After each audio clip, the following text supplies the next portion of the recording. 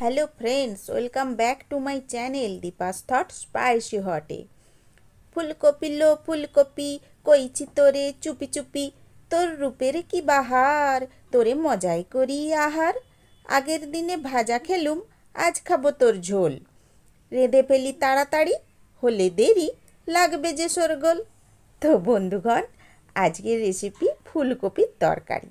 সেই জন্য টুকরো করে ফুলকপিগুলো আগে থেকেই কেটে ধুয়ে পরিষ্কার করে রেখেছিলুম। তারপরে বেশ খানিকটা জল নিয়ে কড়ার মধ্যে ভালোভাবে গরম করে তাতে ফুলকপিগুলো ভাপিয়ে তুলে রেখে নিলাম এই ছাঁকনির মধ্যে। কিছুটা সময় জল ঝরে যাবে, তারপরে মূল রান্নায় চলে আসি। তো যথারীতি কড়াইটা আঁচের মধ্যে বসিয়ে নিয়েছি। ভালোভাবে গরম হয়ে যাওয়ার পর বেশ খানিকটা সর্ষের তেল ওতে দিয়ে নিয়েছি। সর্ষের তেলটাও সামান্য গরম করে নিয়ে টুকরো করে কেটে রাখা এই 8 টুকরো করে এক একটি আলুকে আমি 8টি টুকরো করেছি, বেশ বড় বড় সাইজ হয়েছে। সেই টুকরো আলুগুলোকে দিয়ে দিলাম বেশ ভাজা ভাজা করে নেওয়ার জন্য। বেশ লালচে একটু ভাজা হয়ে আসার পর আমি লবণটা যোগ করলাম। তারপরে দিয়ে দিলাম প্রয়োজন মতো হলুদ, কালারটা সুন্দর আনার জন্যে। তারপর ভালোভাবে একটু নাড়ানাড়ি করে ভাজা করে তেল ছেঁকে তুলে রেখে দিলাম বাটির মধ্যে। এইবার কি করলাম, ওই যে আগে থেকে ভাপিয়ে রাখা ফুলকপির টুকরোগুলো রেখেছিলাম তাদেরকেও আবার ভাজতে তুলে দিলাম ওই তেলের মধ্যেই।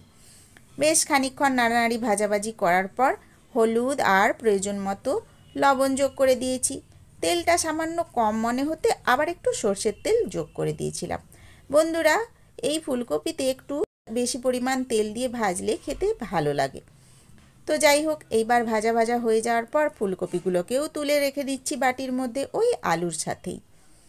তারপর আস্তে আস্তে পরবর্তী রান্নাটা হতে থাকবে, মানে পরের ধাপে এগিয়ে যাব আমি। আপনারা সাথে থাকুন, দেখতে থাকুন। আবার সামান্য সর্ষের তেল আমি নিয়ে নিলাম, সেটাও একটু গরম করে নিয়ে বেশ বড় আকারের টোপা বড়ি, যেগুলো এই শীতের সময় খেতে খুবই ভালো লাগে, সেই বড়িগুলো ভাজা করে তুলে রেখে নিয়েছি।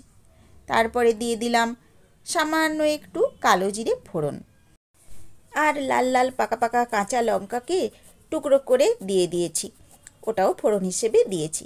কিন্তু সর্ষের তেলটা কম হয়েছে পরিমাণে, আবার একটু তেল যোগ করতে হবে। তার আগে একটু রসুন থেতো করে দিয়েছি, আর আদাকে কুচি করে দিয়েছি, আর পেঁয়াজ কুচি কুচি করে বেশ সুন্দর করে নাড়ানাড়ি করার জন্য ফোড়ন হিসাবে সবগুলোই ঢেলে দিয়েছি কড়ার মধ্যে। তারপর এখানে কিছু গুঁড়ো মশলা রয়েছে, ধনে গুঁড়ো, জিরে গুঁড়ো, লঙ্কা গুঁড়ো, হলুদ গুঁড়ো, লবণ, চিনি, এই সমস্ত মশলাগুলো আবার ওর মধ্যে যোগ করে নিলাম। এইবার সামান্য একটু জল দিয়ে কষে নেওয়ার জন্য নাড়ানাড়ি করে নিচ্ছি। আর ভালোভাবে বেশ ভাজা ভাজা কষা কষা হয়ে যাবে বাটনা সহ মশলাগুলো। ততক্ষণে আমি একটা টমেটোকে ভালোভাবে পেস্ট করে রেখেছিলাম, সেটাও দিয়ে দিলাম। একটু নাড়িয়ে নাড়িয়ে কষিয়ে কষিয়ে কালারটা সুন্দর হবে, টেস্ট সুন্দর হবে, সেই উদ্দেশ্যে টমেটো আর একটু টক দই সেটাও যোগ করে এবার নাড়ানাড়ি ঝাঁকাঝাঁকি করতে রাখলাম, যাতে ফুলকপিগুলো রান্নার পর খেতে খুবই সুস্বাদু হয়। তো দেখুন বন্ধুরা, এতক্ষণে অনেকটাই পাকা হয়ে গিয়েছে, মানে রান্না হয়ে গিয়েছে। সেই জন্য খুন্তি দিয়ে একটু ভালোভাবে নাড়িয়ে নিচ্ছি। আবার কষাটা তো খুব সুন্দর করতে হবে, ঝাঁঝালো একটু গন্ধ উঠবে, সেই অপেক্ষায় এখনও নাড়াচ্ছি।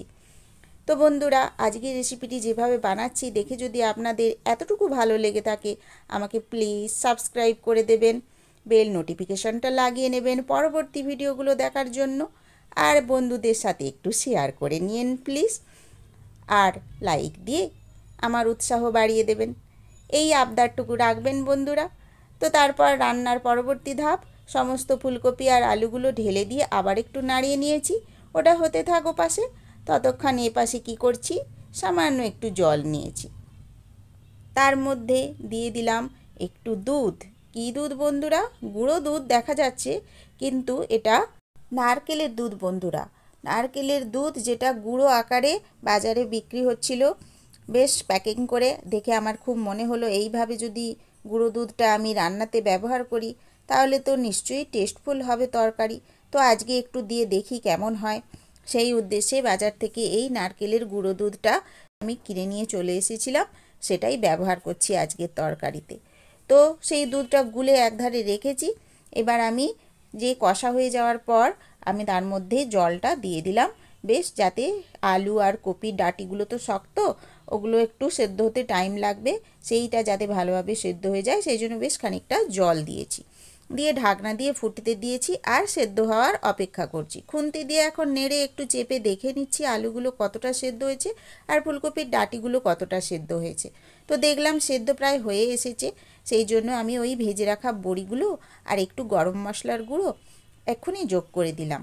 তবে দুধটা একটু বাদে দেব, এই যে দিয়ে দিলাম, দিয়ে হালকা করে আঁচটা কমিয়ে দেব। দেওয়ার পর একটু সামান্য নাড়িয়ে, মানে একটু ফুটবে হালকা করে, তারপর আমি আঁচটা বন্ধ করব। এখন মৃদু আছে একটু ঢাকনা চাপা দিয়ে 2-3 মিনিটের মতো একটু ফুটিয়ে নিলাম। এই যে দেখুন হয়ে এসেছে রান্নাটি। আশা করি আজকের রান্না আপনাদের ভালোই লাগবে। সেদিন বন্ধুরা তরকারিটা ভালোই লেগেছিল। সকালে আমি তরকারিটি বানিয়েছিলাম আর ঢাকনা চাপা দিয়ে রান্না হয়ে সেদ্ধ হয়ে সমস্ত পরিপাটি হতে হতে একটু সময় লেগেছে, তাই বন্ধুরা রাতের বেলায় খেয়েছিলাম। রুটির সাথে খুবই সুন্দর লেগেছিল। আশা করি আপনাদেরও খুবই ভালো লাগবে। তো বন্ধুরা এবার সুন্দরভাবে সাজিয়ে পরিবেশনের পালা। তো আমি আজকে পরিবেশন আলাদা পাত্রে দেখাচ্ছি না, কড়ার মধ্যেতেই দেখিয়ে নিলাম। তো আজকের মতো বিদায়, নতুন এক ভিডিও নিয়ে আবার হাজির হব। আপনারা সবাই ভালো থাকবেন, আমার পাশে থাকবেন। Thank you.